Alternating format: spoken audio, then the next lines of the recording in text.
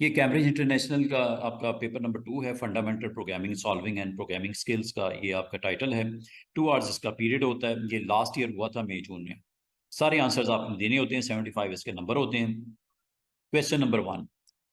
शुरू में क्वेश्चंस आसान ही होते हैं, शुरू में स्टूडेंट्स क्वेश्चन आसान ही होते हैं, लेकिन जैसे जैसे आगे बढ़ोगे क्वेश्चन आपके काफ़ी मुश्किल आने शुरू हो जाते हैं। तो ये पहला क्वेश्चन है, उसने ये आपको कहा है कि programmer has written a program which include the function calculate. When the program is run, the function return an unexpected value.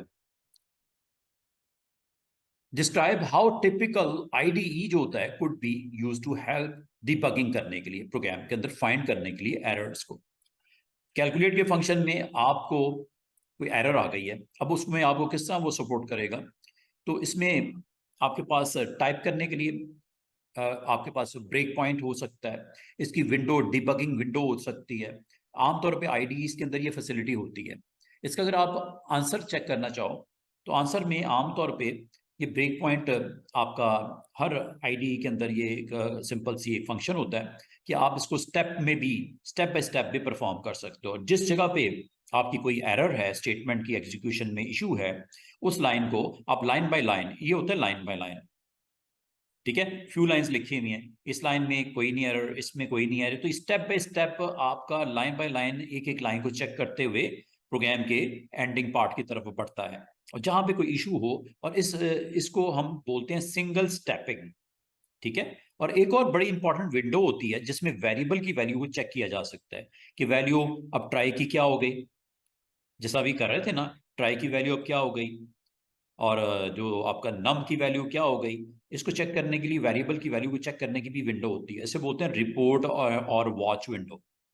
ये आमतौर पे आईडीज के अंदर सपोर्ट होती है, ठीक है। और प्रोग्राम्स के अंदर आप उसको, आप सेगमेंट को, आप उस पार्ट को, आप अपनी उस लाइन को बड़ा ही अच्छे तरीके से आप चेक कर सकते हो। तो ये आपका वो आपका ये सिंपल आपके इसका आंसर है जी इसका, कि फाइंड करना और फिक्स करना, डिबगिंग करने के लिए कैलकुलेट में आईडी क्या आपको सपोर्ट देता है। फिर इसका एक और पार्ट बी में अगेन वो आपको कह रहा है एक फंक्शन है कैलकुलेट का, इसमें 3 सूडो स्टेटमेंट्स लिखी गई हैं, इसमें कुछ एरर्स हैं। अगर आप अच्छा सूडो को अंडरस्टैंड कर सकते हो, मुझे आप अगर इसको देखो तो इसमें कुछ एरर्स नजर आ रही हैं। एक तो वाज़ेह एरर नजर आ रही है कि एक फंक्शन स्ट्रिंग टू नम का यूज किया गया। जब कभी इस तरह के क्वेश्चंस आए ना तो इसको जरा देखा करो पूरे स्टेटमेंट को। एक स्ट्रिंग टू फंक्शन का आपका यूज हुआ, उसके अंदर आपने वैल्यू जो आर्गुमेंट के तौर पे रखी है वो आपकी ब्रैकेट स्टार्ट हुई है और डबल ब्रैकेट स्टार्ट कर दी गई है, जबकि इसका जो आर्गुमेंट पास किया जाता है फंक्शन का वो सिंगल होता है एक ब्रैकेट के अंदर। अब ये एक्स्ट्रा ब्रैकेट लग रही है। और दूसरा, इसको एज ए होल दो अलग अलग जो डाटा टाइप्स को ऐड करने की कोशिश की जा रही है, एक है एज ए टेक्स्ट, एक है एज ए नंबर। ये पॉसिबल नहीं है, ये स्टेटमेंट में एक वायलेशन है कि एक टेक्स्ट जो है वो एक नंबर के साथ ऐड नहीं हो सकता। और दूसरा, ब्रैकेट्स की प्लेसमेंट जो है वो सही नहीं है, ऑर्डर में नहीं है। इसका एक तो ये इशू है इसमें। अगर आप इसको चेक करना चाहो, यहाँ पे इसकी एक्सप्लेनेशन लिखी हुई है, तो इसका आंसर आपने देना है। एरर इसमें जो बतानी है कि इसमें ब्रैकेट जो है मिसमैच हो रही है, एक ये हो सकता है। दूसरा, इसमें value should be added after bracket, ठीक है। और +2 भी अगर करना है तो ब्रैकेट्स के अंदर बंद करके तो उसके बाद ऐड करना चाहिए था। ये इसने गलती, ये इसमें एक एरर है। तो अगर मैं इसको कहूँ तो ये कुछ इस तरह होना चाहिए था कि ये आपको ये ब्रैकेट यहाँ से निकल जाएगी, ठीक है। ये आपके पास न्यूमेरिक वैल्यू और इसके बाद फिर ऐड करेगा इस नंबर को। तो ये आपके पास ब्रैकेट का कोई यहाँ पे तुक नहीं बनता, ये भी आप निकल जाएगी ब्रैकेट। तो ये एक फंक्शन है जो कि रिटर्न करेगा इसकी न्यूमेरिक वैल्यूज को। और दूसरा, ये चूंकि आपका टेक्स्ट के तौर पे डील कर रहा है और ये आपका एक नंबर है, तो इन दोनों की एडिशन पॉसिबल नहीं है, ठीक है। ये इसमें एक दूसरी एरर है। जबकि इस स्टेटमेंट में अगर आप स्टूडेंट्स गौर करो, मिड का फंक्शन या सब स्ट्रिंग कह लो, मिड का कह लो, इसके फंक्शन का मतलब इसके 3 आर्गुमेंट होते हैं। पहला, कि इसके अंदर जो टेक्स्ट लिखा हुआ है कोड्स के अंदर उसमें कहां से स्टार्ट करें, तो इसमें कहा कि ये होता है स्टार्ट नंबर। और ये होता है एंड नंबर। अगर आपको कहा जाए कि सर ये हमें कहाँ से पता चलेगा, आपको एक सपोर्टिंग डॉक्यूमेंट भी दिया जाएगा यहाँ पे ना। अगर आप वो दोबारा से वो फाइल ओपन कर लो तो उसमें एक सपोर्टिंग डॉक्यूमेंट भी है, उसमें इसकी डिटेल लिखी हुई है कि जिसे बोलते हैं सिंटेक्स लिखा हुआ है, मिड स्ट्रिंग जिसके अंदर आपने फाइंड करना है और कितने से स्टार्ट करना है, start number is this one, और आगे नंबर ऑफ करेक्टर कितने हैं। तो 1 2 3 4 ये 1 पे आ गए, और इसमें इसमें आपके 2 करेक्टर्स को पिक किया गया 1 7 1 और 7। इस फंक्शन में कोई प्रॉब्लम नहीं है, इस फंक्शन में किसी किस्म का कोई इशू नहीं है। आपको मैसेज नहीं मिला था कल? मैंने यही कहा था मैसेज बिल्कुल। आज वैसे मैं पेपर सॉल्व करवा रहा हूँ, आप अगर बैठना चाहो बैठ जाओ, क्योंकि उनका है कल पेपर, फ्राइडे वाले दिन आया था यही का। बैठ जाओ बैठ जाओ, आ गए तो अब कोई मसला नहीं। पेपर है आज नहीं तो कल तो आपने देना है ना। मैं पेपर अटेम्प्ट करवा रहा हूँ, 2023 में हुआ था, मई जून में, वो अटेम्प्ट करवा रहा हूँ। अभी स्टार्ट ही किया मैंने। इनका कल है असल में पेपर, तो मैं चाह रहा था इनकी थोड़ी सी रिवीजन करवा दूँ। कल आप लोग ना अगर हो सके ऑनलाइन लाइव आ सकते हो, लाइव आ जाना। कल आपको मैं सेशन दे दूंगा। कल इनको हम ऑफ कर रहे हैं क्योंकि इनका पेपर है कल सुबह।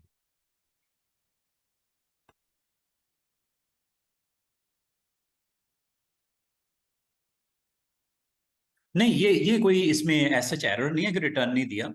ये देखो, इस फंक्शन में ये फंक्शन क्या कर रहा है, ये पूरे का पूरा ये एक्सप्रेशन जो लिखी गई है इसमें वो कह रहा है कोई एरर तो नहीं है। बिल्कुल इसमें एरर कोई नहीं है, this is okay, no error. ठीक है। हाँ, जहां तक ये है, ये एक फंक्शन है मंथ का, और मंथ के फंक्शन हमेशा याद रखना, आपका जो भी डेट होती है उसमें से न्यूमेरिकल वैल्यू को रिटर्न करता है। आप मिसाल के तौर पे मैं आपको कहूं आज दिस डेट, आज डेट क्या है 16 अक्टूबर, और इसमें मंथ नंबर क्या रिटर्न करेगा, ये आपको 10 रिटर्न करेगा। आज की अगर मैं डेट यहाँ पे टाइप कर दूंगा तो ये क्या रिटर्न करेगा, मुझे मंथ नंबर रिटर्न कर देगा। अक्टूबर का मंथ नंबर 10 होता है, ये 10 रिटर्न कर देगा। ये एक न्यूमेरिकल वैल्यू है। इसका कंपैरिजन किया जा रहा है एक और नंबर के साथ। हाँ, अगर ये कोट ना लगे होते तो कोई एरर नहीं है, लेकिन चूंकि इसमें कोट लगा दिए गए हैं तो एक स्ट्रिंग है, एक टेक्स्ट है, कोई कंपैरिजन नहीं इसका आपस में, इसका इसके साथ कोई कंपैरिजन नहीं हो सकता, ये रॉन्ग है। और ये एक्सप्लेनेशन में भी आपने लिखना है। ये देखो, एरर नंबर 3, जो एरर आपने दी है वो उसमें आपको क्लियर बताया गया है कि जो आपका थर्ड स्टेटमेंट है जिसमें मंथ रिटर्न करता है एक इंटीजर।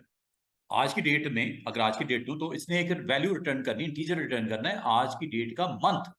अगर मैं कहता हूं आज 16 अक्टूबर है तो मंथ क्या है, 10वां है, 10 रिटर्न करेगा। And this is being compared with a character, जो कि गलत है। Integer can not be compared to a string, that's why 6 should not be in quotes. इसका सोल्यूशन ये, इसमें कोई मसला नहीं था, लेकिन जहां आपने कोट लगा दिए गए वहां पे मसला आ गया। ये अगर विदाउट कोट होता तो ये आपका स्टेटमेंट इज ओके। समझ आ रही है यहां तक? तो अगला क्वेश्चन, ये आपका पहले क्वेश्चन का सी पार्ट है। ये बहुत आसान सा है, ये हमारे जो स्टूडेंट्स यहाँ पे बैठे हुए हैं वो भी समझ भी लेंगे और इसको आंसर भी कर सकेंगे। और कोशिश करो पार्टिसिपेट करो। आपके पास वेरिएबल है एक्टिव, एक वेरिएबल है पॉइंट्स, एक वेरिएबल है एक्सेप्ट। इसमें वैल्यूज असाइन कर दी गई, ट्रू ये 75, और ये इसका मतलब ये दोनों बुलियन है, active and except is boolean and this is integer. आपने कंप्लीट करना है इस टेबल को, बस ये ऊपर नोट कर लेना। एक्टिव में आपने ट्रू, एक्सेप्ट में फॉल्स, और पॉइंट्स में 75 पड़ा हुआ है। ठीक है, आपने कंपैरिजन किया, पॉइंट्स इज ग्रेटर देन 99 और एक्टिव, एक्टिव मतलब दिस इज ट्रू। इन दोनों में से एक भी अगर स्टेटमेंट है it will give you true, जो कि एक स्टेटमेंट मुझे नजर आ रही है ठीक है, एक गलत है। 75 यहां पे अगर रखें, 75 इज ग्रेटर देन 99, नो ये फॉल्स है, लेकिन ये ट्रू है क्योंकि एक्टिव वैल्यू यहां पे इसके अंदर ट्रू है। तो दोनों में से अगर एक भी हो ट्रू तो और क्या कहता है कि ये रिटर्न क्या करेगा, true. This is right answer. ठीक है, इस तरह की स्टेटमेंट आपको पेपर 2 में आएंगी। लॉजिक गेट्स, लॉजिक गेट्स कह लो, मॉड का मतलब होता है आपने उसका रिमाइंडर, अगर यहाँ पे डिव लिखा हो तो डिवीजन, और अगर आप मॉड लिखा हो देन इसका रिमाइंडर। क्या वो कह रहा है कि पॉइंट्स जो वैल्यू पड़ी है ये वाली 75 डिवाइडेड बाय 2, क्या ये रिमाइंडर 0 के बराबर आ रहा है? नो, ये तो होगी फॉल्स। या और एग्जेम्प्ट अगर नॉट एग्जेम्प्ट लिखा होता तो फिर तो ठीक था, लेकिन इसने एग्जेम्प्ट लिख दिया, इसका मतलब इसकी वैल्यू क्या एक्सपेक्ट की जा रही है? ट्रू, जबकि ये क्या है? False. That's why result is false. इन दोनों में से अगर एक भी ट्रू हो जाती, अब असल में अगर यहाँ पे स्टूडेंट्स यहाँ पे लिख देता है ना नॉट एग्जेम्प्ट, ये तो गलत हो गई थी, लेकिन ये सही हो जाती, तो फिर और चूंकि दरमियान में लगा हुआ है तो यहाँ पे आंसर आप ट्रू लिख देते। फॉर एग्जाम्पल का मतलब ट्रू है, फॉर एग्जाम्पल का मतलब इनडायरेक्टली ट्रू है। हाँ, नॉट एग्जाम का मतलब है फॉल्स और एग्जाम का मतलब है ट्रू। ये कह रहा है ट्रू जबकि है ये फॉल्स, ऊपर लिखा हुआ है। हाँ, अगर मैं यहाँ पे डाल देता वर्ड और के बाद नॉट एग्जाम्ड, फिर आपका ये ट्रू हो जाता, और यहाँ पे आप चूंकि और है दोनों में से अगर हाँ एंड होता तो फिर दोनों का ट्रू होना जरूरी है, और में दोनों में से एक भी स्टेटमेंट अगर ट्रू है एवेल्यूएशन में यहाँ पे ट्रू आ जाता है। क्लियर? ठीक है, फॉल्स है। अच्छा, थर्ड में क्या है जी? थर्ड में आपको कह रहा है पॉइंट्स की value less than equal to 75 है। क्या ऐसा है? एंड लेकिन दूसरी तरफ वो ये कह रहा है एक्टिव, ये ट्रू, और ये फॉल्स। ये फॉल्स है ना, ऊपर दिख रहा है, ये ट्रू है। इन दोनों में से अगर एक भी ट्रू है then it will give output true. और लेकिन इधर जब चेक किया कि ये भी ट्रू है, यस ये भी ट्रू हो गया, और इसने भी ट्रू रिटर्न कर दिया, एंड दरमियान में है, दोनों तरफ ट्रू हो तो it will give you true. लेकिन इनके ये ब्रैकेट के अंदर और लगा हुआ है, इन दोनों में से एक। एक्टिव और पॉइंट में ट्रू ट्रू हो गया। हाँ, एक्टिव ऊपर ट्रू है ना, और एग्जैम्प्ट इसमें फॉल्स है, दरमियान में और है। इन दोनों में से क्योंकि ये ब्रैकेट लगी हुई है ना, तो ब्रैकेट में से एक का ट्रू होना जरूरी है एज ए होल, और एंड दरमियान में है तो इधर भी ट्रू आ गया, इधर भी ट्रू आ गया, तो it will give you four. अच्छा, फोर्थ वन। अच्छा, फोर्थ वन के बारे में भी सुन लो, ये है ट्रू। Not true. अच्छा, दोनों में से एक तो है ही ना, दरमियान में और है, इसमें कोई मसला नहीं है। लेकिन एंड नॉट एग्जेम्प्ट ये भी ठीक है, इसका मतलब नॉट एग्जेम्प्ट ट्रू फॉल्स है, इसका मतलब दिस इज ट्रू। ऐसा है, चेक कर लेते हैं। ठीक है। अच्छा, अगला क्वेश्चन है, बड़ा इंटरेस्टिंग क्वेश्चन है। उसने कहा जो एक्सप्रेशन नंबर 4 लिखी हुई है, इसका कोई ऑल्टरनेट तरीका हो सकता है, कोई शॉर्टकट हो सकता है? ये पूरी स्टेटमेंट के बजाय मैं कुछ को शॉर्ट कर सकता हूँ। जो पार्ट सी, ये पार्ट सी का है ना, ये पार्ट सी का जो फोर्थ पार्ट है, वो कह रहा है इसको क्या हम किसी और सिंपलेस्ट फॉर्म में लिख सकते हैं? सिंपलर फॉर्म में लिख सकते हैं, बिल्कुल लिख सकते हैं। ये देखो, ये ब्रैकेट लगी हुई है, इन दोनों में से एक जो मर्जी हो, चाहे ट्रू और फॉल्स हो, कोई फर्क पड़ रहा है किसी चीज पे? ट्रू है या फॉल्स है, कोई फर्क नहीं पड़ता। ठीक है, क्योंकि आपने एक्टिव भी कह दिया, दरमियान में और भी लगा दिया, नॉट एक्टिव भी कह दिया, ये ट्रू हो या फॉल्स हो कोई फर्क नहीं पड़ रहा। इसका मतलब एंड की भी जरूरत खत्म हो जाती है, इसकी भी जरूरत खत्म हो जाती है। You can write only not exempt, it will give the same answer. ऐसा ही है, ये देखो, अगर आप सिर्फ इतना भी लिख दो, ये काफी नहीं है instead of giving this full version? क्योंकि ये आपने एक तरफ कह रहे हो ट्रू हो या फॉल्स हो, और दरमियान में लगा दिया, तो इसका मतलब ट्रू हो या फॉल्स हो कोई फर्क नहीं पड़ रहा, स्टेटमेंट पे, रिजल्ट पे कोई इफेक्ट नहीं होगा।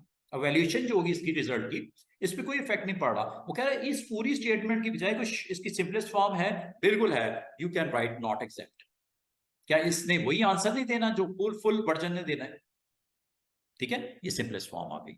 अगला क्वेश्चन, इस तरह के कुछ बड़े मजे मजे के क्वेश्चंस भी हो सकते हैं, कुछ आपको इसमें काफी फंसाएगा भी। Question number 2, question number 2, a program contain an algorithm to output a string specified length containing identical characters. अच्छा, अब आपको क्या कह रहा है? वो कह रहा है एक ऐसा एल्गोरिदम को डिस्क्राइब करना है एज फॉलोज, जिसमें आपसे मैसेज आए, प्राउंट करे, आपसे एक करेक्टर ले और उसको स्टोर कर दे, किस में? माई चार में। आपसे मैसेज आए, एंटर करेक्टर, और उसको किस में स्टोर कर दे, असाइन कर दे उसको माई चार वेरिएबल के अंदर। अब मैं आपको बताता हूं इसको कैसे आपने फ्लो चार्ट के अंदर लिखना है। फिर दूसरा पार्ट, जब ये हो जाए स्टेप, अगले स्टेप में आपने क्या करना है? एक और मैसेज देना है, लेकिन इस बार आपने करेक्टर नहीं बल्कि इंटीजर स्टोर करवाना है। और किसमें? उस वेरिएबल का नाम है माई काउंट। ये 2 स्टेप नंबर 1 होंगे। फिर उसके बाद आपने क्या करना है, उसने ये कहा है एक स्ट्रिंग जनरेट करो कंसिस्टिंग ऑफ माई चार रिपीटेड इतने टाइम। आपने मिसाल के तौर पे 2 मिनट के लिए समझो कि मैंने जो करेक्टर टाइप किया वो टाइप किया ए, कितने टाइम रिपीट करना है। और ये असल में क्या है, आइडेंटिकल कैरेक्टर्स को रिपीट करने का प्रोसेस है। ये इस फ्लो चार्ट का मकसद एक है कि जो कैरेक्टर दिया जाए, और यहाँ पे अगर मैं माई काउंट में 5 कहूं तो ये 5 बार इसको रिपीट करेगा। 10 कहूं तो ए को 10 बार रिपीट करेगा। और आउटपुट फाइनली क्या आएगा, इस सूरत में आउटपुट 5 के केस में ये आना चाहिए। 5 का है ना। अब आप वो कह रहा है कि इसको किस तरह फ्लो चार्ट में लिखोगे। फ्लो चार्ट आपको खाली दे दिया उसने, स्टार्ट और एंड पे एंड, दरमियान के सारी चीजें मिसिंग है। अब आप एज ए स्टूडेंट अगर आपको फ्लो चार्ट की अंडरस्टैंडिंग है तो मुझे बता सकते हो क्या होगा। नंबर वन आपसे प्राउंट के साथ मैसेज आएगा, एंटर एंटर क्या, एंटर करेक्टर। पहला यही होना ना, करेक्टर एंटर करना है ये। और उसको किस में साइन करना है, उस करेक्टर को उसको साइन करना है किस में, माई चार में। ऐसा ही होगा ना स्टूडेंट्स। फिर दूसरा अगला काम क्या करना है, प्रॉपर प्राउंट करे और एक इंटीजर की वैल्यू को माई काउंट में स्टोर कर दे। तो यहां पे अगला स्टेप क्या होगा फ्लो चार्ट में, अगला स्टेप एक और पैरेललोग्राम। इनपुट आउटपुट के लिए आपको पता पैरेललोग्राम बनती है, प्रोसेसिंग के लिए रेक्टेंगल बनती है। तो आपको अगला क्या करना है, एंटर प्रॉपर एक मैसेज, एंटर इंटीजर। किस काम के लिए, कि कितनी दफा इसको रिपीट करना है जो करेक्टर अभी आपने ऊपर लिया है। मिसाल के तौर पे यहाँ पे आपने क्या एंटर करना है, ए। और यहाँ पे नंबर ऑफ टाइम आपने क्या एंटर करना है, एक इंटीजर 5। ये 2 काम हो गए। और इसमें किसको इसको कहाँ स्टोर करना है, माई क्या वेरिएबल है, काउंट, माई काउंट। ठीक है। उसके बाद अगला काम क्या करना है, अगला काम आपने ये करना है 5 4 3 2 1, 5 दफा रिपीट करना है ना। आप यहाँ पे लाजमी बात है करेक्टर को चेक करोगे। किस करेक्टर को चेक करोगे, डिसीजन मेकिंग के लिए, कि करेक्टर की वैल्यू जो काउंटिंग की वैल्यू क्या वो अभी लेस देन हो गई है 1 से। आपने 5 का है ना, फर्स्ट टाइम प्रिंट होगा 5, अगली दफा 4 3, ये काउंटिंग भी एक लेस होगी। अगर मैं एग्जैक्टली इसकी आपको डायग्राम दिखा सकूं, इससे मेरे ख्याल में ज्यादा जल्दी समझ आ जाएगी, बजाय हम टाइम वेस्ट करें क्योंकि पूरा पेपर करवाना है मैंने। ये देखो, इस डायग्राम में अगर आप गौर करो स्टूडेंट्स, एक सिंपल वे में आपको फ्लो चार्ट को कंप्लीट करने को उसने कहा। ये स्टार्ट और एंड तो दिया हुआ था, दरमियान में आपने क्या करना था, इनपुट दिख रहा है, या बड़ा कर दूं, ये देखो। पहला स्टेप में आपने क्या करना है, आपने वो करेक्टर देना है जो कि आपने दे दिया, ए। इनपुट मैसेज दे दिया ना, इनपुट, ये इनपुट पूरा लिखना है। आगे कोर्स में इनपुट करेक्टर उसने कहा था प्राउंट मैसेज एक प्रॉपर होना चाहिए। और किस में स्टोर करना है उसको, माई चार में। माई चार में क्या स्टोर हो गया, ए। फिर एक और प्रॉपर मैसेज दो, इनपुट करवाओ क्या, एक इनपुट काउंटिंग, कितने टाइम आपने उसको प्रिंट करवाना है। आपने कहा 5 टाइम प्रिंट करवाना है। एक फ्लो चार्ट को कंप्लीट करने जा रहे हैं जिस तरह कहा गया था, जो इंस्ट्रक्शन दी गई थी वो ये कि एक करेक्टर आपसे ले, प्रॉपर मैसेज के साथ स्टोर कर दिया माई चार में। एक और नंबर ले, काउंटिंग, कितनी दफा उसको प्रिंट करवाना है, रिपीट करवाना है, सेम आइडेंटिकल करेक्टर को रिपीट करवाना है। तो आपने how many number of time you want to repeat that character, तो माई काउंट में आपने कहा 5। अच्छा, उसके बाद आपने एक वेरिएबल लिया, ये वो वेरिएबल होगा जिसके अंदर स्टोर होगा क्या, ए 5 दफा, 10 कहोगे ए 10 दफा, 20 कहोगे ए 20 दफा। अभी स्टार्ट में उसको हमने क्या कर दिया कि उसके अंदर कुछ नहीं है, अभी माई स्ट्रिंग में नथिंग। लेकिन अब इसको किस तरह कॉन्कैटिनेट किया जाएगा, इसमें ऐड ऑन किया जाएगा ए को 5 दफा, पहले 1 दफा, फिर दूसरी दफा, फिर तीसरी दफा, फिर चौथी दफा, फिर 5वीं दफा। तो काउंटिंग में आपने क्या कहा है, 5 टाइम। अब इसको करने के लिए स्टूडेंट्स एक आपने स्ट्रिंग ले लेना है एम्प्टी, ये खाली स्ट्रिंग है। इसका मतलब आपने पिछले 2 स्टेप में क्या किया है कि दो जो आपको कहा गया था सूडो कोड के लिए कि उस प्रॉब्लम का जो सोल्यूशन आपने देना था फ्लो चार्ट में, वो आपने स्टार्ट किया। पहला करेक्टर दे दिया, नंबर ऑफ टाइम दे दिया, फिर आपने एक वेरिएबल लिया माई स्ट्रिंग जिसके अंदर अभी क्या है, नथिंग, खाली है। ये देखो, क्या काउंटिंग जो है लेस देन 1 हो गई भी है? काउंट में क्या पड़ा हुआ है अभी? 5। क्या ये 5 लेस देन हो गया वो 1? नो। नो पे क्या करे? कॉन्कैटिनेट का मतलब है ऐड करे। किसको ऐड करे? माई कैरेक्टर जो आपने अभी दिया है ए, इसमें ए पड़ा हुआ है ना, किसके साथ ऐड करते हैं? With my string. My string में क्या पड़ा हुआ है? नथिंग। तो पहला कैरेक्टर माई स्ट्रिंग में आ जाएगा इस लाइन के बाद। माई स्ट्रिंग क्या बन गया? जो कि पहले कुछ नहीं था, अब क्या बन गया स्टूडेंट्स? अब उसमें ए आ गया। अभी एक दफा आया ए। कॉन्कैटिनेट का मतलब है उसमें पहले क्या पड़ा हुआ? स्पेस। स्पेस को रिप्लेस कर दिया उसने पहले कैरेक्टर ए के साथ। अच्छा, और अब एक और चीज, काउंटिंग में एक कम कर दो। काउंटिंग ऊपर क्या दी थी? 5। अब वो क्या हो गई यहां पे आके? 4। 4 होने के बाद फिर क्या करे? दोबारा से ब्रांच किया। इस स्टेप पे आके देखा, पहले यहां पे पिछली दफा यहां पे था 5, अब क्या हो गया? 4। क्या 4 लेस देन 1 हो गया? नो। दोबारा गया इस लाइन पे, और माई कैरेक्टर जो अगेन ए ही है उसको फिर एक दफा फिर कनेक्ट कर दिया माई स्ट्रिंग में, और ये अब 2 टाइम आ गया। और फिर एक और काम करना है, एक दफा फिर लेस करो। अब काउंट की वैल्यू क्या होगी माई काउंट की? 3। 4 तो नहीं है, पहले 5 थी फिर 4 हो गई, अब 3 हो गई। दोबारा ऊपर गया, माई काउंट क्या लेस हो चुका है 1 से? नो। फिर इसी कैरेक्टर को एक दफा फिर माई स्ट्रिंग के साथ जोड़ दो। ये थर्ड टाइम जोड़ दिया उसने। और फिर काउंट की वैल्यू अब 3 की बजाय क्या होगी स्टूडेंट्स? 2। 2 को चेक कर रहा है, क्या 2 इज लेस देन 1? नो। इस कैरेक्टर को दोबारा से पकड़ो, माई स्ट्रिंग में जाके जोड़ दो, और अब इसकी वैल्यू क्या आ गई? एक और लेस होके 1। तो जैसे ये 1 हुआ तो यहां पे 1 इज लेस देन 1, यस नहीं, नो। नो पे फिर कैरेक्टर को पकड़ो जो स्टोर है ऊपर इनपुट किया था, फिर 1 मोर टाइम यहाँ पे उसको कॉन्कैटिनेट। कॉन्कैटिनेट एक फंक्शन होता है जिसका काम होता है ऐड ऑन करना, कैरेक्टर्स को आमतौर पे ज्वाइन करने के लिए यूज करते हैं। और फिर सेट क्या किया? काउंट में एक और लेस कर दिया। काउंट की वैल्यू अब क्या हो गई? 0। तो 0 को जब यहाँ पे चेक किया गया, 0 इज लेस देन 1। अब नो नहीं है ये, 0 इज लेस देन 1, यस। और यस होने पे क्या होगा? माई स्ट्रिंग को जाके प्रिंट कर दे। माई स्ट्रिंग में इस वक्त क्या पड़ा हुआ है? ए 5 टाइम। अब प्रोग्राम खत्म।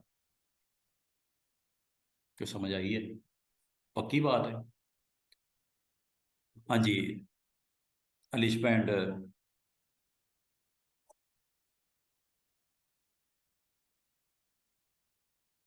ये सिर्फ आज आपको मेंटली तौर पे एक्सरसाइज करवा रहा हूं। अब ये ना समझ लेना कि कल पेपर में ये क्वेश्चन आना है, वो अल्लाह जानता है क्या आना है। ये सिर्फ आपको बता रहा है कि इस तरह के क्वेश्चंस होते हैं, बाद बार फ्लो चार्ट आपको बनाना पड़ता है। सिंबल जहां जहां अब आपने इसमें देखा कि आप, अब आपको कि सर ये कैसे पता चल रहा है, ये इंस्ट्रक्शन कौन दे रहा है? ये पेपर में इंस्ट्रक्शंस है। ये पेपर में यही तो इंस्ट्रक्शन लिखी हुई थी जिसके ऊपर आपने फ्लो चार्ट को पूरा असेंबल किया। ये देखो, क्या ये नहीं लिखा हुआ? जो लिखा हुआ क्या हमने वो नहीं किया? पहला, दूसरा, फिर जनरेट किया string consisting of my character repeated my count times, और फाइनली उसको आउटपुट दे दो। इसका राइट आंसर ये है। क्यों भी? थोड़ी सी समझ अगर देखा हो तो। हाँ जी, आगे अगला क्वेश्चन। और इसके नंबर पता कितने हैं? ठीक ही होंगे, 4-5 तो होंगे, 4 नंबर। अच्छा, अब एक और क्वेश्चन, ये आप भी आंसर कर सकते हो, करो। एक डिफरेंट पार्ट, एक एक प्रोग्राम है, वो कह रहा है एक और प्रोग्राम है, एक वेरिएबल है स्टार्ट डेट। वेरिएबल का नाम क्या है? Start date. आपने सुडो का वो सेगमेंट लिखना है जिसमें इसको सिर्फ डिक्लेयर करना है और कुछ नहीं करना है। डिक्लेयर कैसे करते हैं? और उसमें असाइन करना है क्या? ये वाली डेट। बस इसमें 2 ही स्टेटमेंट लिखनी है, डिक्लेरेशन यहाँ पे, असाइनमेंट यहाँ पे। डिक्लेयर तो आपको करना आता है कैसे? हाँ, बस डिक्लेयर। बिल्कुल, डिक्लेयर। वेरिएबल का नाम क्या है? Start date. एज डेट। डेट है ना? नहीं, ये तो डेट है ना? डेट टाइप है, स्ट्रिंग नहीं है ना, बूलियन है, डेट है। ये साइन नहीं करना आपने। ये डिक्लेयर हुआ, अच्छा, असाइन यहाँ पे होगा। अब इसमें स्टाइन कर दो। हाँ, स्टार्ट, बिल्कुल बिल्कुल बिल्कुल वही चीज। स्टार्ट डेट और असाइन करना है। हाँ, असाइन करनी है ये इसकी वैल्यू, ये आपने यहाँ पे वैल्यू इसकी, देखते हैं इसने क्या किया है। ये देखो, ये डिक्लेरेशन वाला पार्ट है, और सेट डेट, सॉरी ये सेट डेट जरूर लिख देना, आगे वैल्यू ना भी लिखोगे वो उसी तरह दे देना, सेट कर दो इसकी वैल्यू। सूडो में आप वर्ड यूज कर लो, सेट कर दो इसकी डेट, स्टार्ट डेट में वैल्यू असाइन कर दो, ये 15/11/2005 इसमें असाइन कर दो। पहला हिस्सा क्या है डिक्लेरेशन का, दूसरा हिस्सा क्या है असाइन करने का।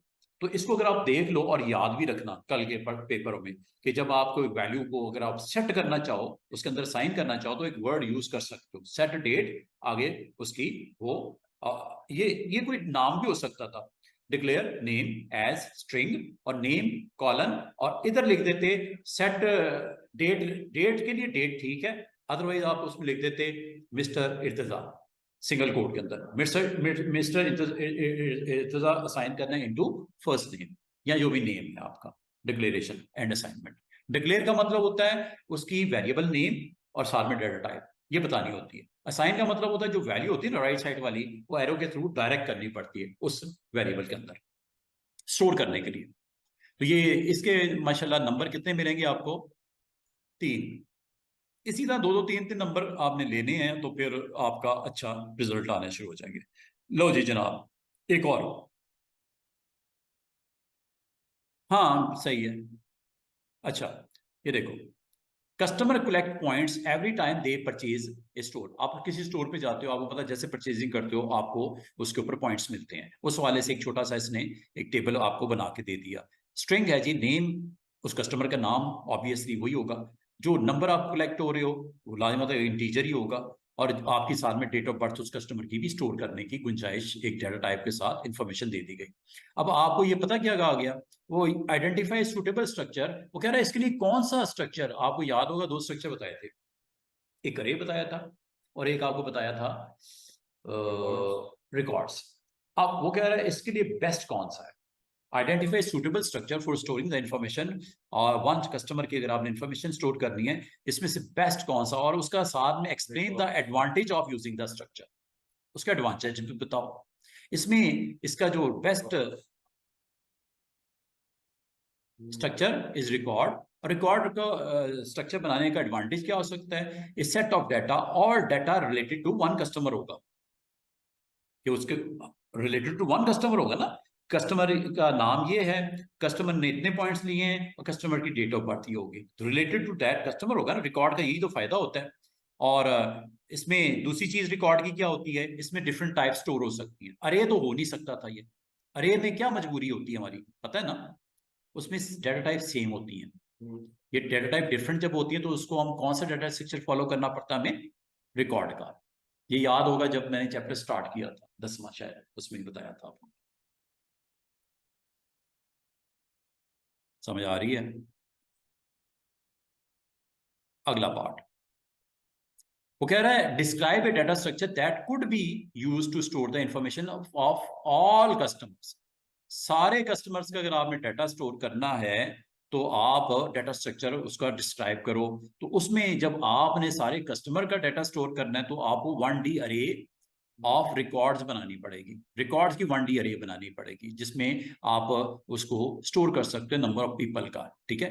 तो 1D अरे में आप स्टोर कर सकते हो, 1D अरे बना दो नेम्स की अरे, फिर आपकी दूसरी अरे होगी इसकी पॉइंट्स की अरे, तीसरी 1D अरे आप बना दो इसकी जनाब डेट ऑफ बर्थ की। तो आप इस तरह उनको नंबर ऑफ कस्टमर, अगर आपके पास 100 हैं, 1000 हैं, 1000 की अरे बना लो, 1000 कस्टमर, 10 लाख हैं, 10 लाख की अरे बना लो। तो इसका मतलब उसने क्वेश्चन में क्या कहा था आपको, क्वेश्चन में वो कह रहा है ऐसा डाटा स्ट्रक्चर बताओ that can could be store the information of all customer.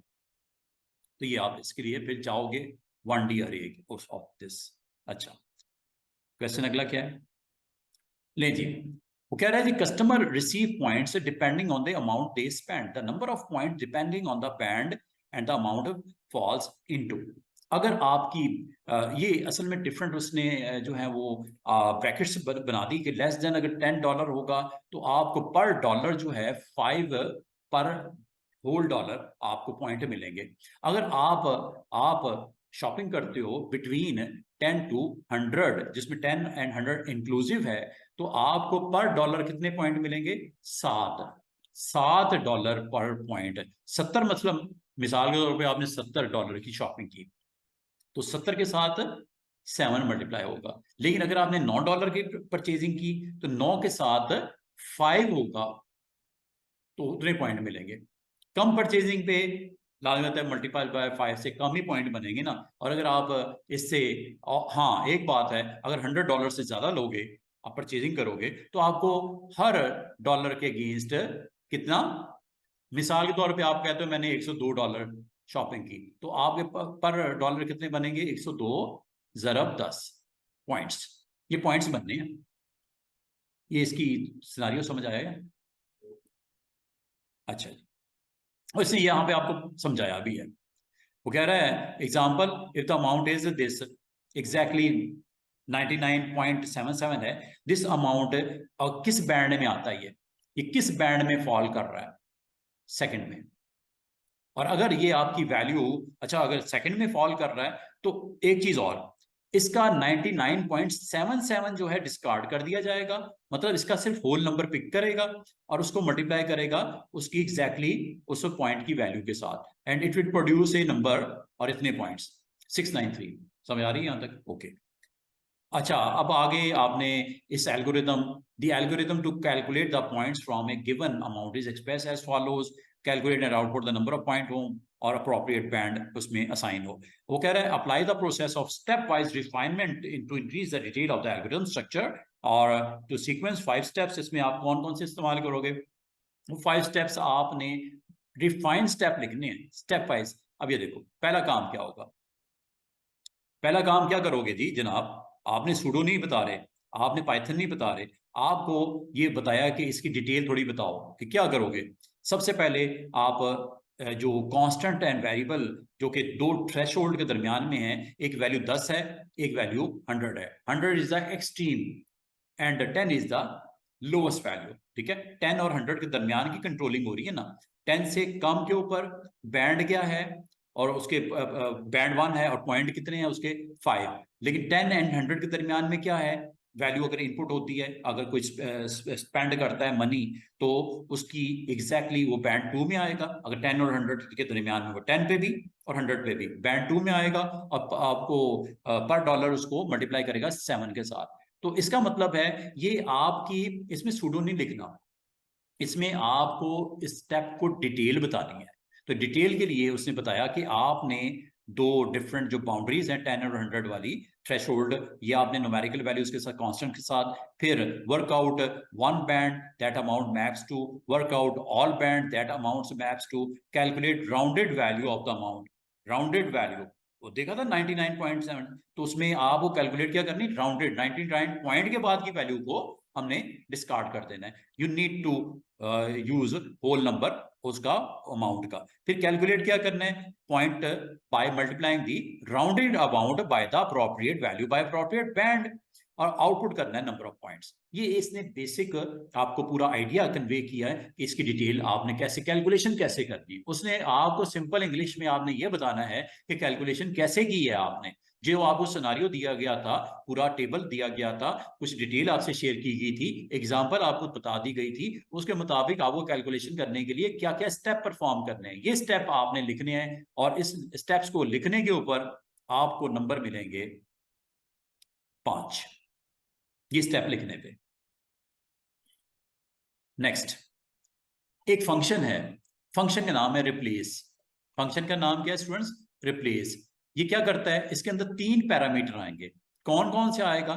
एक तो वो टेक्स्ट आएगा, जैसे इर्तिजा, एक स्ट्रिंग है इर्तिजा, उसमें साथ में एक करेक्टर दिया जाएगा, जो उसमें में से एक करेक्टर जो उस नाम का एक हिस्सा होगा। जैसे आर है, आई के बाद आर है, आर दिया गया ओरिजिनल करेक्टर, और उसको रिप्लेस करना है विद न्यू करेक्टर। ठीक है, नाम दिया गया Irtiza, this is a original string. ठीक है, उसमें एक करेक्टर दिया गया मिसाल के तौर पे टी, और इसको रिप्लेस करना है आपने न्यू करेक्टर एम के साथ। तो इसका मतलब है आपके इस कैरेक्टर से स्टार्ट होगा सर्चिंग, इसके साथ जाएगा और ये इसको मिल गया। इसको जब मिल गया तो इसको रिप्लेस मिसाल के तौर पे एम के साथ करना है। फाइंड किसको करना है? टी को। और रिप्लेस किसके साथ करना है? एम के साथ। तो I R M A Z A, ये न्यू स्ट्रिंग आपका बन के आउटपुट दे देगा। ये आपका पूरा इस तरह का फंक्शन आपको बनाने को कह रहा है कि आप एक ऐसा फंक्शन है रिप्लेस, जिसके अंदर कितनी चीजें होंगी? 3। क्या क्या? एक तो ओरिजिनल टेक्स्ट होगा, एक उसमें वो कैरेक्टर होगा जिसको रिप्लेस करना है और जिसके साथ करना है। अब आप नंबर 2 जो इंस्ट्रक्शन आपके लिए है वो ये कह रहा है, वो कह रहा है फॉर्म एक नया स्ट्रिंग बनाओ from the original string where all instances of original characters are replaced by the new character. तो उसका जो वैल्यू रिप्लेस करने के बाद एक नया स्ट्रिंग जो बने उसको रिटर्न करवा दो। वो कह रहा है इसका सूडो कोड लिखो। आपको बेसिक आइडिया तो हो गया कि करना क्या है, नहीं इसका सूडो कोड के साथ इसकी इंप्लीमेंटेशन कैसे करनी है। जिसका सूडो अच्छा है तो एवरीथिंग इज ओके।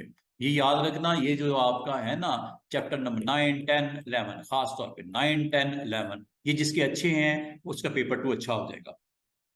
जहां तक इसका चैप्टर नंबर 12 है वो थ्योरी है, उसमें जस्ट आपको उसका डेवलपमेंट लाइफ साइकिल को, वाटरफॉल मॉडल को डिस्कस किया गया, उससे रेलेवेंट भी क्वेश्चन आ रहा है। अगली क्वेश्चन आ रहा है आपका, वो भी चैप्टर नंबर 12 का क्वेश्चन आ रहा है।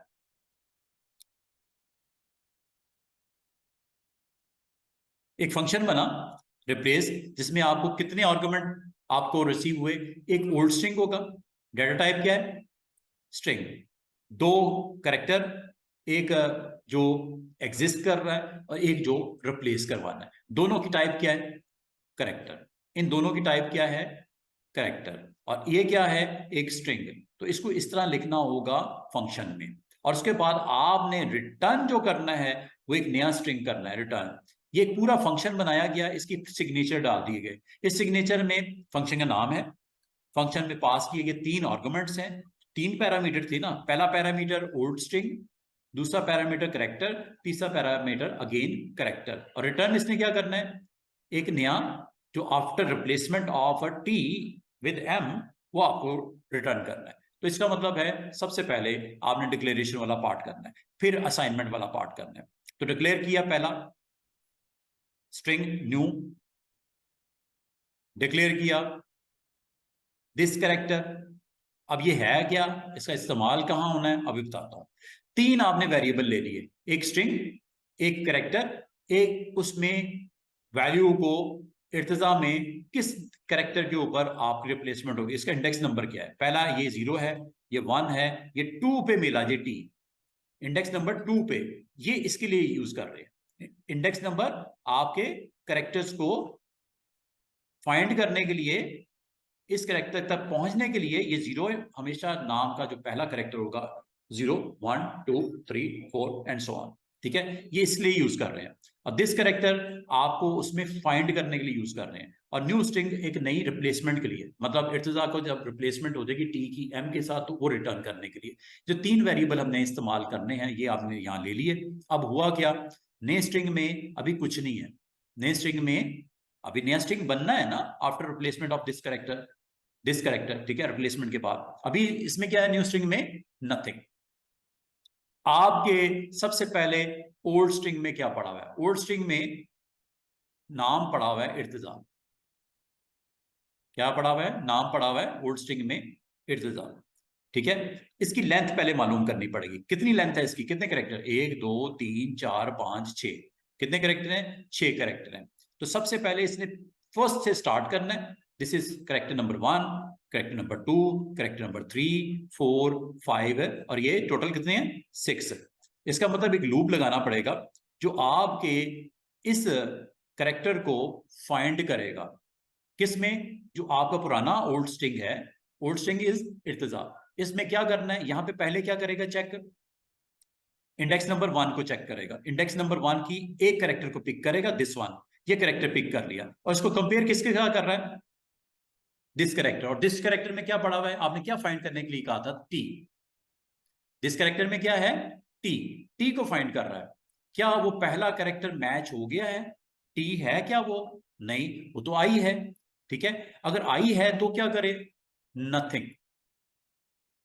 मैच नहीं ना हुआ, ये कैरेक्टर मैच तो नहीं हुआ, कुछ नहीं करना। अब दोबारा से लूप चलेगा, सेकंड टाइम लूप चलेगा। सेकंड टाइम आई की वैल्यू क्या हो जाएगी, इंडेक्स की वैल्यू क्या हो जाएगी, 2। 2 का मतलब किस कैरेक्टर को पिक कर लिया उसने, आर को। क्या आर कैरेक्टर जो है वो आपके टी के साथ मैच कर रहा है, नो। दोबारा से लूप चलेगा। अब ये आएगा इंडेक्स नंबर 3 पे। 3 पे आया और पिक किया किसको, टी को। और टी को उसने जब दिस कैरेक्टर के साथ मैच किया, देन उस कैरेक्टर को मैच किया, देन हो गया, उस कैरेक्टर को उठाया। ठीक है, किस कैरेक्टर को उठाया, जो कैरेक्टर 2 था। कैरेक्टर 2 क्या दिया था मैंने, टी की जगह क्या रिप्लेस करना है मैंने, एम। एम इसमें पड़ा हुआ है, तो एम उठा के उसने किस में रख दिया, उस जगह पे रख दिया जो कि टी की जगह थी। जिस कैरेक्टर में इस वक्त वो पड़ा हुआ है ना, टी, तो टी की जगह क्या रिप्लेसमेंट हो गई, एम की। और एम की रिप्लेसमेंट होने के बाद ये आपका लूप जो है बाकी स्ट्रिंग्स को भी उसी तरह उठाएगा और इसको न्यू स्ट्रिंग में कॉन्कैटिनेट कर देगा। ये कॉन्कैटिनेट के लिए होता है एंड साइन। और इसका मतलब है इर्तिजा जो नेम था वो अब चेंज होके IRMAZA के साथ रिप्लेसमेंट हो गई। तो एक कैरेक्टर को रिप्लेस कर दिया गया और उसको रिटर्न कर दिया। This is all about character replacement. ठीक है, अरे में डेटा टाइप सेम होती है। जैसे नेम की अरे है, जैसे पॉइंट्स की अरे है, डेटा टाइप सेम ही होगी ना, हर एक की अपनी अपनी अरे होगी, रिकॉर्ड में डिफरेंट होती है। अगला क्वेश्चन, क्वेश्चन नंबर 5। लो जी,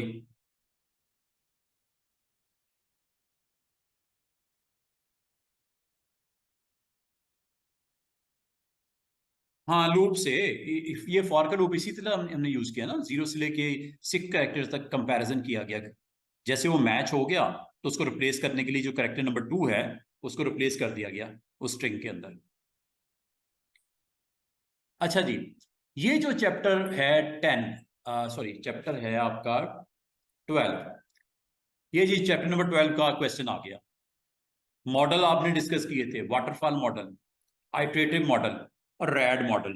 3 मॉडल मैंने डिस्कस किए थे, वाटरफॉल, दूसरा था आइटरेटिव, और तीसरा है रैड, रैपिड एप्लीकेशन डेवलपमेंट। अब आपसे वो पूछ रहा है कि सेवरल कंपनीज जो डेवलप कर रही हैं अपनी वेबसाइट्स मार्केट में रहने के लिए, जिसमें गेम के कंसोल्स वगैरह वो डेवलप करते हैं, ठीक है, और गेमिंग वगैरह के लिए। The company that is first to create a website that can demonstrate the iterative feature of the game console will have an advantage over the other।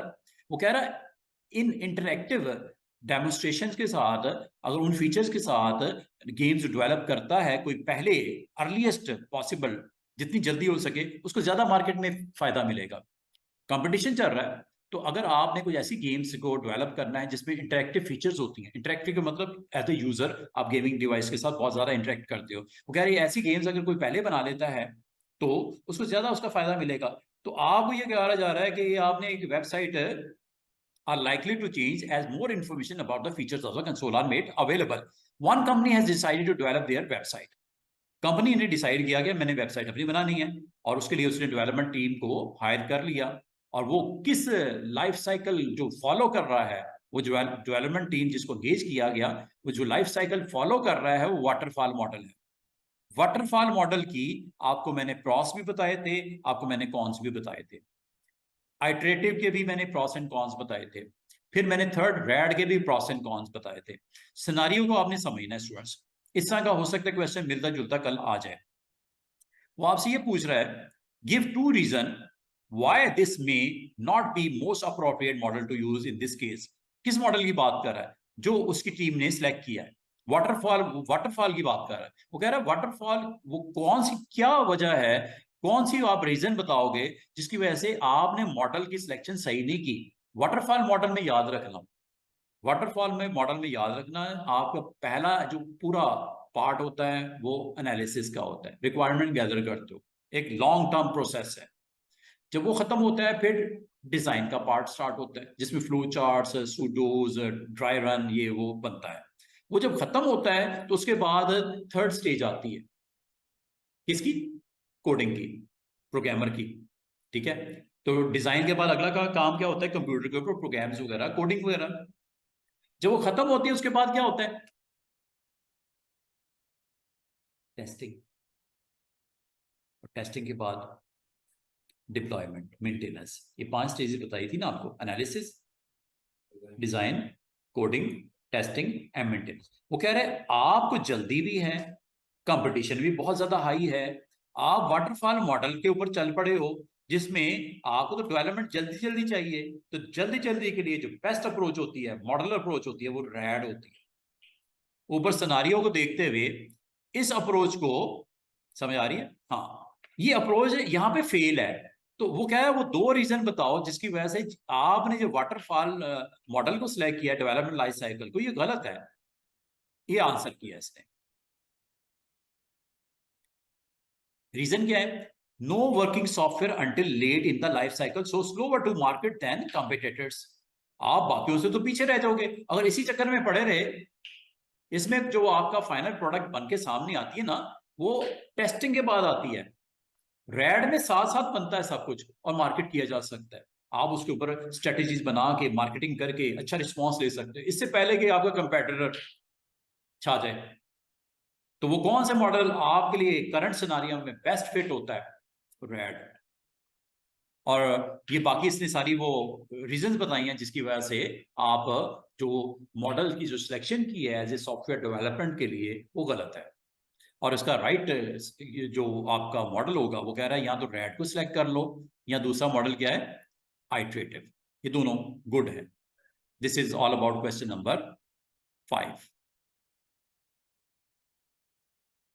Question number 6, कितना टाइम रह गया? बस ये आखिरी 2 क्वेश्चंस और रह गए, इनको जल्दी जल्दी से मैं डिस्कस कर लेता हूं ताकि कुछ ना कुछ तो आप लोगों को एक पेपर का आइडिया तो मिला। उम्मीद है कुछ तो फायदा होगा, थोड़ा बहुत। ठीक है। A video conferencing game program supports 6 users. A video conferencing program support 6 users. Speech for the each user is sampled and digitized, converted from analog to digital. Digitized values are stored in array. Array का नाम है sample. The array sample consists of कितनी rows? 6 rows and 128 columns and is of type integer. ये अब आपका आ गया है जी 2D array 1D array वाला चैप्टर, उससे हवाले से एक क्वेश्चन बन के आ रहा है सामने। Each row contain 128 digitized sound samples for 1 user. तो यूजर कितने हैं टोटल? 6। और हर एक यूजर के अगेंस्ट आप जो सैंपलिंग को डिजिटाइज कर रहे हो, हर यूजर के अगेंस्ट वो आपके 128 कॉलम बनेंगे। इसका मतलब रोज कितनी? 6 और कॉलम कितने? 128। ये 2D array बनने लगी है। The digitized sound samples from each user are to be processed to produce a single value which will be stored in 1D array. वो कह रहा है ठीक है, आपने 6 यूजर्स हैं, 6 यूजर्स हैं, 6 यूजर्स हैं। वो कह रहा है इसका जो आपका बना है ना, इसकी आपने एवरेज निकालनी है। लेकिन एवरेज किसकी निकालनी है? अगर ये पॉइंट यहाँ पे 20 है, कहीं 10 है, अगर ये वैल्यू 6 से और 10 से कम है तो उसको सैंपलिंग नहीं करनी और उसका एवरेज नहीं निकालनी। ये आपको बताया गया है नेक्स्ट सेगमेंट में। ये देखो जरा, वो कह रहा है आपने काम करना है, एक आपने रिजल्ट का, आपने 1D अरे रिजल्ट के अंदर उसको 1D अरे में रिजल्ट को ऐड कर दो। प्रोसीजर क्या है? एक फंक्शन बनाओ मिक्स के नाम से। कैलकुलेट क्या करना है? Number 1, calculate the average of each of the 6 sound samples in the column. लेकिन उनको इग्नोर कर दो जिसमें वैल्यू 10 से लेस है, और उसको स्टोर करो एवरेज वैल्यू को कॉरस्पॉन्डिंग पोजीशन रिजल्ट में, और रिपीट करो for each column in the sample अरे। ये देखो, ये अब आपको ज्यादा समझ आएगी। कितने यूजर थे सैंपल अरे में? 6। और कितने कॉलम्स डिजिटाइज? आपने 128 कॉलम तक सैंपलिंग उठा ली, वॉइसेस जो भी है उसके अंदर। अच्छा, इसने पता क्या कहा है? इसने कहा एक रिजल्ट की अरे बनाओ। ये रिजल्ट की अरे बना दी मैंने, और रिजल्ट की अरे में आपने इन 6 वैल्यूज में से सिर्फ वो वैल्यूज पिक करनी है जो आपकी ग्रेटर देन 10 है। तो इसका मतलब इसका क्या आएगा? ये ग्रेटर देन 10 है, so average is 20 is okay. इसमें से ये ग्रेटर देन 10 है, ये ग्रेटर देन 10 है, ये ग्रेटर देन, ये कहाँ कहाँ गया था, ये देखो यहाँ ignore sound sample values of 10 और लेस। 10 वाले को भी इग्नोर कर दो और लेस देन जो 10 है उनको भी इग्नोर कर दो। तो इग्नोर करने के बाद जब इसकी रिजल्ट के अंदर सिर्फ इन 4 की एवरेज निकलेगी, ये रिजल्ट आ गया। इसमें कितनी, 1 2 3 4 वैल्यूज ऐड होंगी, 4 पे डिवाइड होगी, 35 आ गया। और इसी तरह अगर आगे बढ़ते जाओ, यहां पे देखो, यहां पे देखो कौन कौन सी वैल्यू आपकी सैंपल में रिजल्ट में ऐड होगी जो 10 से बड़ी है।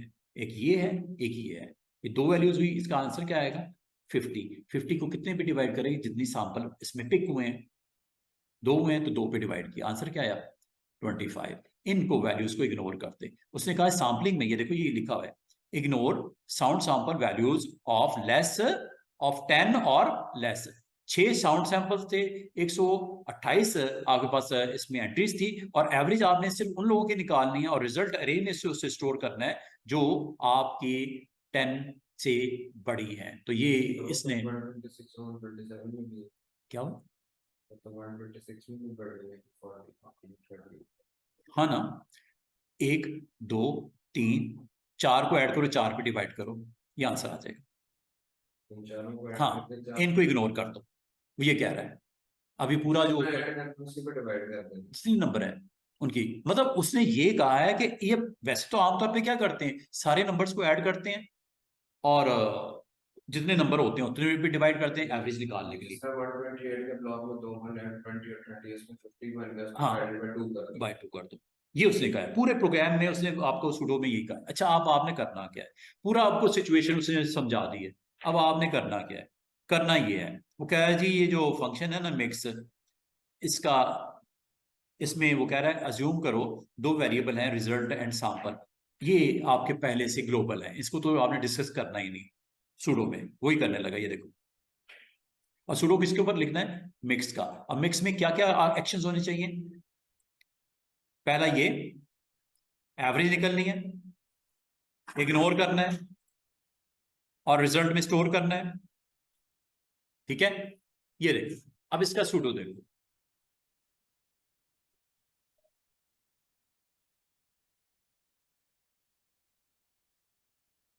ये सबसे टफेस्ट क्वेश्चन है इस पूरे पेपर में। इसका मतलब स्टूडेंट्स याद रखना, 7वां 8वां 6ठा 7वां 8वां ये ऐसे क्वेश्चंस होते हैं जो आपके लिए आंसर करने थोड़ी सी डिफिकल्ट जॉब होती है, मुश्किल होते हैं। 6 नंबर के होते हैं वैसे, लेकिन 75 नंबर में से अगर आप 6 नंबर ही, 18 नंबर ही खत्म करवा दो अपने, तो इससे बड़ा बेवकूफ तो है कोई नहीं। इसमें आपने अटेम्प्ट जब करना है ना, जितनी की समझ आई है ना उसको अंडरस्टैंड करते, डिक्लेरेशन वाला हिस्सा देखो, कोई लूपिंग लग रही है वो थोड़ा कुछ तो करो, बजाय उसको बिल्कुल ही छोड़ के आ जाओ। अब ये देखो, आपको कहा गया था एक प्रोसीजर बनाना है जिसका नाम क्या है, मिक्स। इसके अंदर क्या क्या आपने वेरिएबल यूज करने हैं। अगर आपको वक्ती तौर पे नहीं समझ आ रही वेरिएबल कौन कौन से रखें, इसको अब यहां से देखो। दिस सैंपल एक अरे है, कितनी उसकी लेंथ कितनी है, लूप में 1 से स्टार्ट करना है और 28 तक जाना है, 128 तक जाना है। और काउंटिंग में 0 रख दिया, टोटल में भी 0 रख दिया। पहला यूजर, ये नेस्टेड लूप लगा है, ये बाहर वाला लूप है और अंदर वाला लूप है। आपकी ऊपर वो जो डायग्राम बनी हुई थी उसमें यही लिखा हुआ था ना, ये यूजर है और ये आपके पास 128 कॉलम है। तो पहला कॉलम ये वाले को पिक किया स्टूडेंट्स, ये जो मैं लाइनें लगा रहा हूं, इस पहले कॉलम की 6 वैल्यूज को वो पहले देखेगा और इसमें से सिर्फ वो वैल्यू उठाएगा जिसकी वैल्यू ग्रेटर देन 10 है और उनको ही ऐड करेगा और उन्हीं की एवरेज निकलेगी। अभी बारी स्टार्ट हुई है स्टूडेंट्स इसकी, समझ आ रही है, column number 1 and row number 1, this user, ये दिस यूजर की अरे आ गई, दिस यूजर और दिस सैंपल, इसकी इस वैल्यू को पिक किया, पहली वाली को। क्या ये वैल्यू 10 से बड़ी है, अगर बड़ी है तो काउंटिंग में 1 ऐड कर लो कि हाँ जी ये बड़ी है, 1 हो गया, 1 यहां आ जाएगा। और फिर सिर्फ यही नहीं करना, उस वैल्यू को भी उठाओ और टोटल में ऐड करके टोटल भी रख दो इसका। मिसाल के तौर पर यहाँ पे 20 है तो ये 20 टोटल में आ गया और ये पहली वैल्यू डिसाइड होके काउंटिंग में 1 हो गई, टोटल में क्या आ गया 20 और पहला नंबर ओके हो गया, 1 हो गया जी। उसके बाद क्या होगा, उसके बाद दोबारा इसी की दूसरी वैल्यू चेक करेगा, ये वाली। अगर ये वैल्यू 10 से बड़ी है तो काउंट में काउंटिंग हो जाए एक और दूसरा टोटल में ये वैल्यू ऐड हो जाए। मिसाल के तौर पर ये 30 है, 2 मिनट के लिए। वैसे तो उसने 6 की 6 वैल्यू पहले में 20 ही रखी है, हम उसी को लेके चलते हैं। ये सारी कितनी है, 20 20 20 20। 6 की 6 वैल्यू कितनी है, सारी 20 है। इसका मतलब क्या होगा स्टूडेंट्स, हर अटेम्प्ट के ऊपर काउंटिंग में फाइनल काउंटिंग क्या आ जाएगी, 6 की 6 वैल्यूज आ जाएंगी। और 6 की 6 वैल्यू ऐड होने के बाद 20 + 20 + 20 + 20 + 20 कितना हो जाएगा, 6 दफा 20 करो तो 120। इसका मतलब टोटल में 120 आ गया और काउंट में 6 आ गया।